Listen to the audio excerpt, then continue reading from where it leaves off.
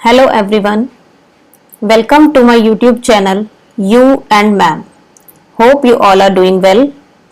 Today we are going to read class 6 textbook Honeysuckles chapter number 1 Who Did Patrick's Homework.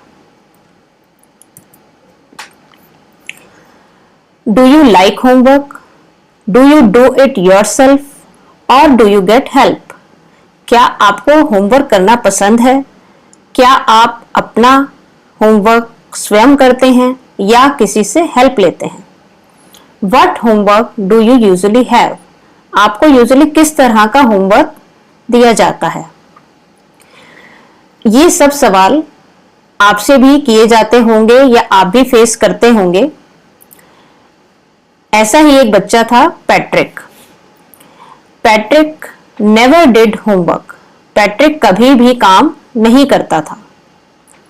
To boring he said. वो कहता था ये बहुत boring है, उसे होमवर्क करना बहुत बोरिंग लगता था। He played hockey and basketball and Nintendo instead.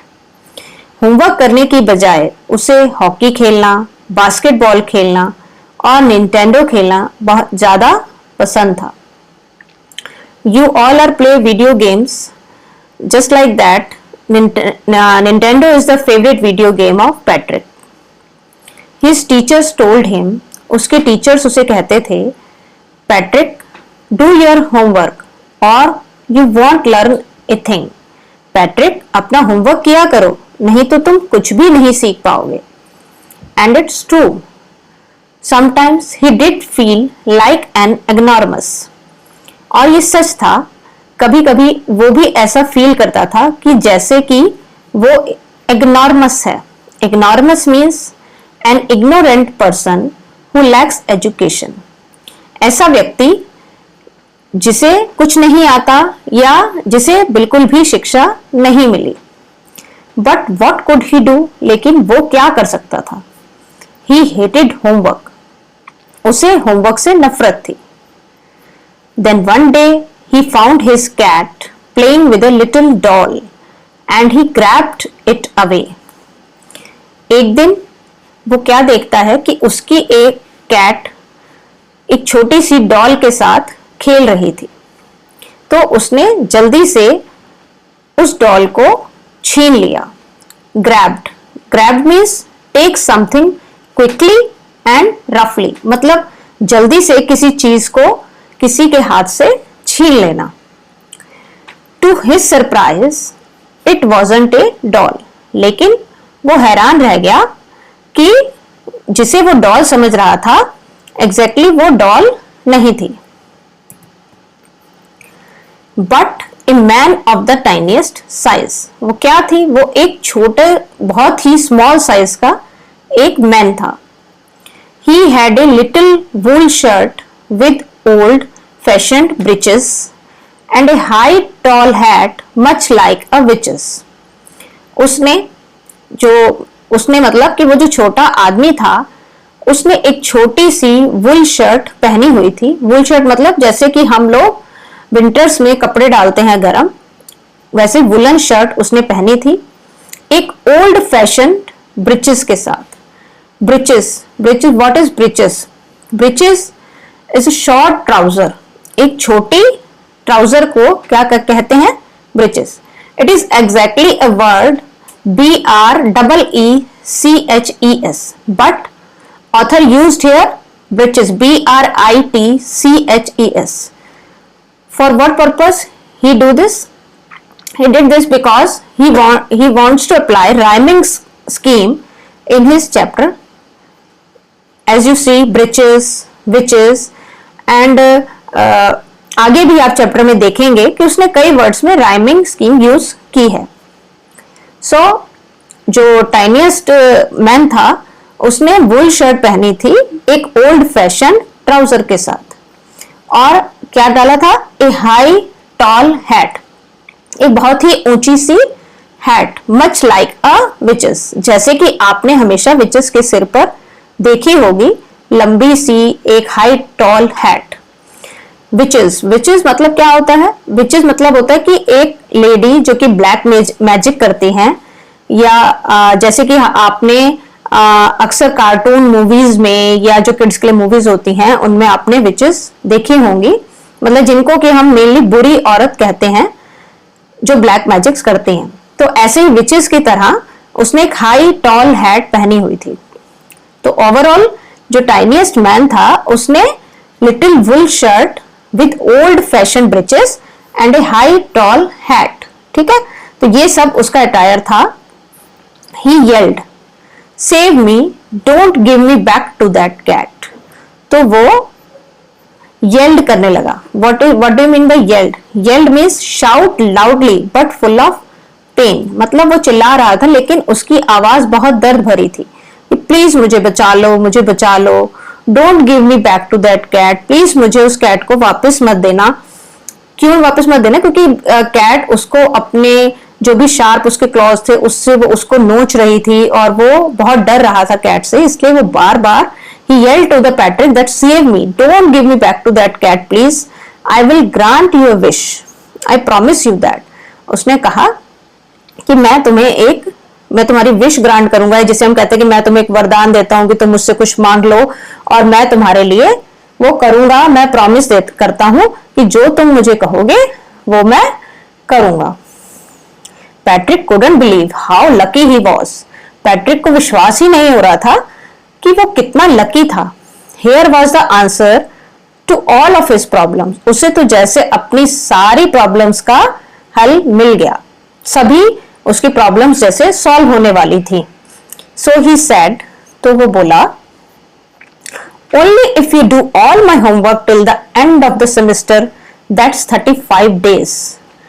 If you do a good enough job, I could even get A's। उसने कहा कि मैं सिर्फ एक शर्त पे तुम्हें छोड़ सकता हूं, मैं तुम्हें एक शर्त पर बचा सकता हूं कि तुम सेमेस्टर पूरा होने तक, और वह सेमेस्टर कितने डेज का था? दैट्स 35 डेज, मतलब पूरे 35 डेज तक अगर तुम मेरा होमवर्क करोगे तो ही मैं तुम्हें कैट से सेव करूंगा, और अगर तुमने काफी अच्छा काम किया तो मुझे एज भी मिल सकते हैं। एज मीन्स स्कूल में मुझे ए ग्रेड मिल सकते हैं। The little man's face wrinkled like a dishcloth thrown in the hamper।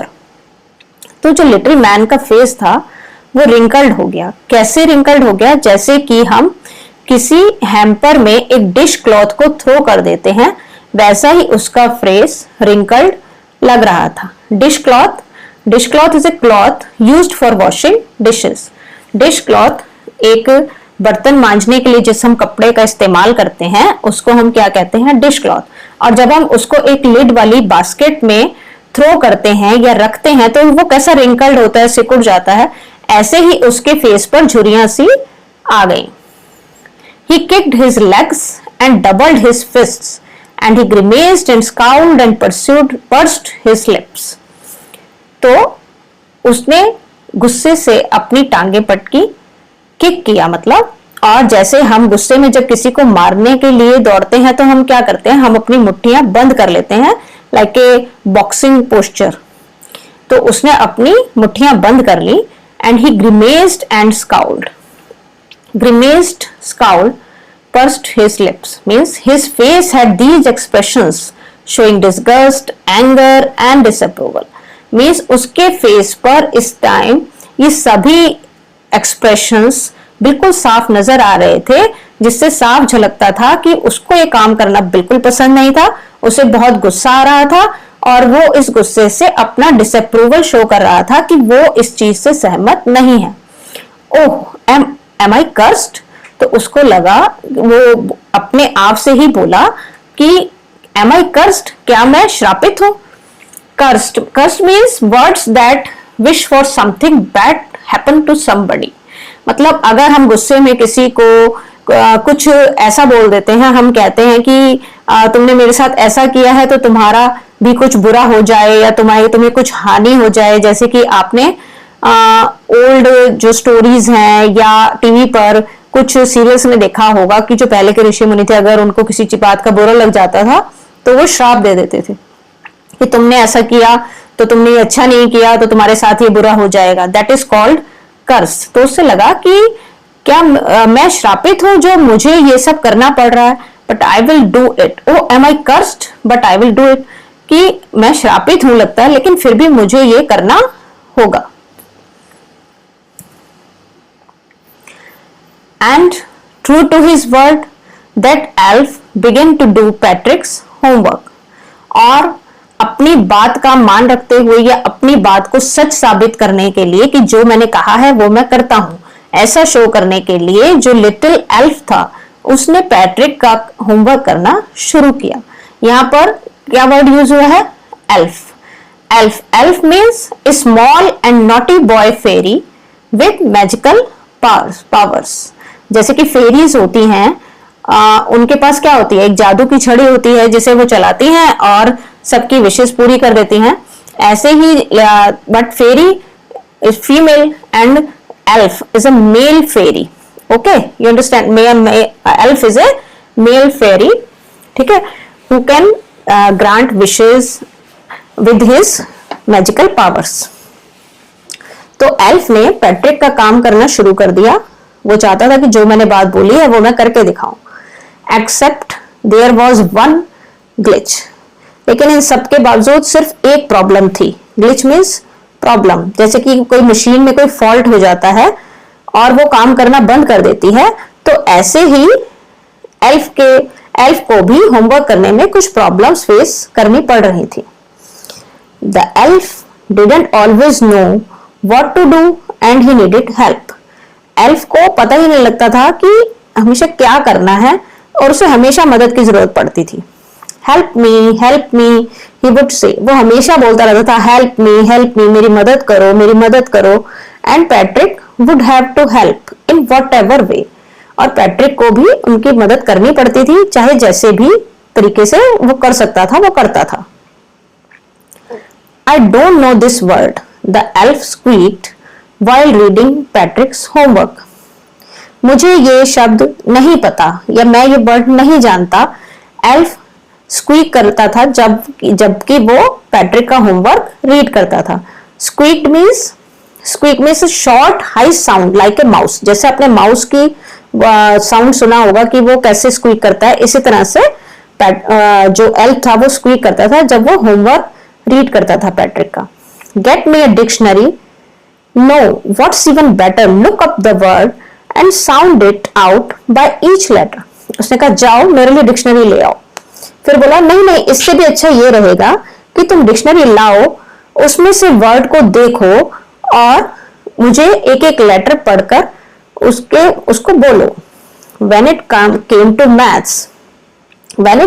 maths, Patrick was out of luck. और जब मैथ्स की बारी आती तो पैट्रिक को ऐसा लगता था जैसे मुझसे दुर्भाग्यशाली तो कोई है ही नहीं। What are time tables? Elf बोलता है कि ये टाइम टेबल्स क्या होते हैं? We elves never need that, हम एल्फ्स को तो इसकी जरूरत कभी नहीं पड़ी। And addition and subtraction and division and fractions.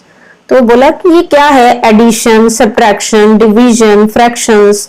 Here, sit down beside me. You simply must guide me. तो वो बोला कि यहाँ मेरे साथ बैठो और मुझे गाइड करो। यहाँ पर आप बार बार देखेंगे कि राइमिंग वर्ड्स यूज हुए हैं, जैसे कि हम एक पोयम गा रहे हो। Here, sit down beside me. You simply must guide me.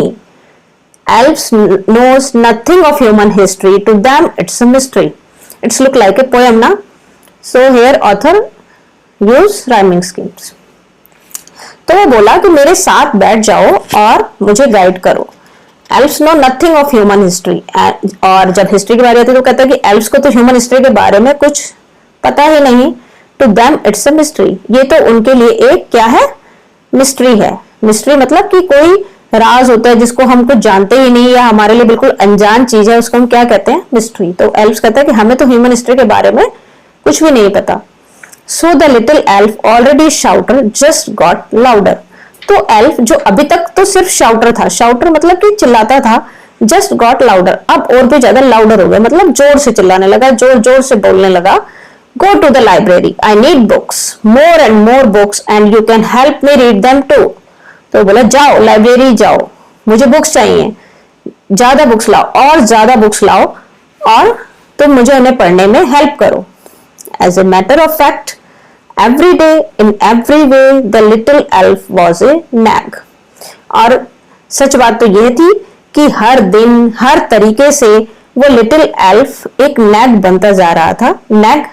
Nag, one who troubles someone all the time by complaining or asking them to do something. Nag means कि एक ऐसा व्यक्ति जो हमेशा हमारे लिए कोई ना कोई परेशानी खड़ा करता रहे, हमेशा हमसे किसी न किसी चीज की कंप्लेंट करता रहे या हमसे कुछ करने को कहता रहे. तो एल्फ हमेशा ऐसा ही करता था, वो हमेशा पैट्रिक को परेशान करता था. Patrick was working harder than ever and was it a drag. Patrick ने कभी इतनी हार्ड वर्क नहीं किया था जितना कि वो अब कर रहा था और अब उसे लग रहा था कि ये सब कुछ ज्यादा ही ड्रैग हो रहा है. What do mean by drag? Drag means pull something along the ground slowly or go slowly because of it is not interesting. मतलब कोई चीज जब बहुत भारी होती है तो हम उसे ड्रैग करते हैं तो मुश्किल से वो हमसे खींची जाती है, तो उससे हम परेशान हो जाते हैं. और अब वो पैट्रिक को लग रहा था कि ये सब कुछ ज्यादा ही हो रहा है, ये सब कुछ ज्यादा ही ड्रैग हो रहा है. He was staying up nights, had never felt so weary, was going to school with his eyes puffed and bleary. वो पूरी पूरी रात जागता रहता था, उसे कभी भी इतनी टायर्डनेस फील नहीं हुई थी. Weary means tired. Was going to school with his eyes puffed and bleary. वो स्कूल जाता था तो उसकी आईज पफ्ड और ब्लियरी होती थी. पफ्ड मीन्स जैसे हम लोग अगर पूरी रात जागते हैं या बहुत थक जाते हैं तो हमारी आईज क्या होती है, स्वेलिंग हो जाती है उनमें. एंड ब्लियरिंग मतलब bleary here means looking red and unable to see properly.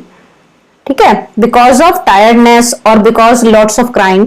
जब भी हम बहुत ज्यादा रोते हैं या हम बहुत ज्यादा थके हुए होते हैं तो हमारी आईज रेडिश हो जाती है. That is called blearing. तो जब भी वो स्कूल जाता था तो उसकी आईज हमेशा थकी हुई या स्वेलिंग होती थी या रेडिश नजर आती थी. Finally the last day of school arrived and the elf was free to go. Finally school का लास्ट डे था, मींस दैट 35th डे, और एल्फ अब फ्री था जाने के लिए. As for homework there was no more. और जहां तक होमवर्क की बात थी तो अब और कोई होमवर्क नहीं था. So he quietly and slyly slipped out the back door. तो वो चुपचाप से और सीक्रेटली बैक डोर से चला गया. Slyly means secretly. Patrick got his A's, his classmates were amazed. Patrick को अपने जो एज चाहिए थे वो मिल गए, उसके क्लासमेट्स बिल्कुल हैरान रह गए. His teachers smiled and were full of praise. उसकी टीचर्स मुस्कुरा रही थी और उसकी बहुत प्रशंसा कर रही थी. एंड हिज पेरेंट्स, और उसके parents, they wondered what had happened to Patrick. वो बिल्कुल ही हैरान थे कि पैट्रिक को क्या हो गया था. He was now the model kid. वो अब एक मॉडल किड था. Model mean being inspiration for others. वो अब सबके लिए एक इंस्पिरेशन बन गया था कि बच्चों को ऐसा ही होना चाहिए. Cleaned his room, did his course, was cheerful, never rude, like he had developed a whole new attitude. वह अपने रूम को साफ रखता था, अपने सभी काम करता था चाहे वो उसके लिए बोरिंग ही क्यों ना हो. बहुत खुश रहता था, कभी भी रूड बिहेव नहीं करता था और ऐसा लगता था कि जैसे उसका स्वभाव बिल्कुल ही नया हो गया है. He got a whole new attitude. You see, in the end, Patrick still thought he had made that tiny man do all his homework. आप देख रहे हैं कि एंड में पैट्रिक अभी भी ये सोचता था कि उसने उस टाइनी मैन से सारे होमवर्क करवा लिए हैं. But I will share a secret. But author कहता है कि मैं आप सबके साथ एक सीक्रेट शेयर करना चाहूंगा, just between you and me, जो सिर्फ मेरे और आपके बीच में रहेगा. It wasn't the elf. वो एल्फ नहीं था. Patrick had done it himself. मतलब पैट्रिक ने ही वो सब कुछ किया था. Here are some important words which you should go through to understand the chapter well. Hope you are enjoying the reading of this lesson. So we will meet in the next video and discuss our NCERT solutions and some extra questions. Hope you like it. Bye bye.